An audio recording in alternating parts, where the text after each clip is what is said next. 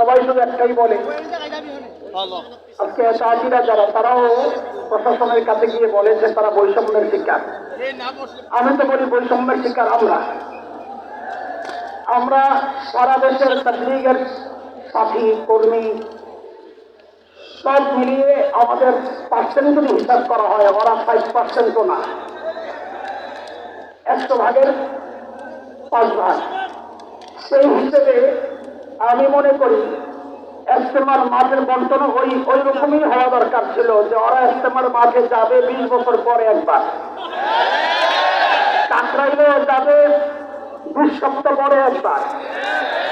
কিন্তু আমরা একটু সুযোগ দিয়ে দেখেছিলাম যে আর একটু করে, তো দেখেছি না সমান সমান চায়। এটা এদেশের ভ্রষ্ট কিছু মানুষের একটা কথা, সমান অধিকার। ইসলাম কখনো সমান অধিকারকে সাপোর্ট করে নাই, ইসলাম সাপোর্ট করেছে ন্যায্য অধিকারের। আজকে সেই ন্যায্য অধিকারটাই আমরা পাই।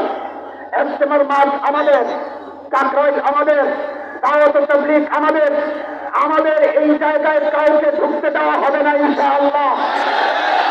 ওয়ারাসাতুল আম্বিয়া, নবীর দ্বীনের ওয়ারিস যারা, সারা জীবন আমরা দেখেছি ইসলামের ইতিহাসে তারাই বাতিলের টার্গেট হয়েছে, কারণ তারাই হচ্ছে দ্বীনের বাহক।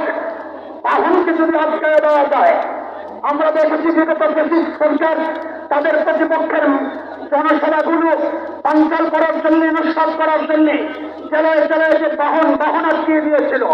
আজকে তারাও দ্বীনের বাহন আটকাতে চায়। ওদেরকে একটা কথাই শোনা দিতে চাই, শেখুল হিন্দের রুহানি সন্তানরা এই সমস্ত হুমকি ধমকিতে ভয় পায় না, জীবন দিতে প্রস্তুত, তাদেরকে হুমকি দিও না। আল্লাহর রাস্তে বলি, সন্তান হয়ে যাও, না হয় পালানোর কষ্ট খুঁজে পাবে না।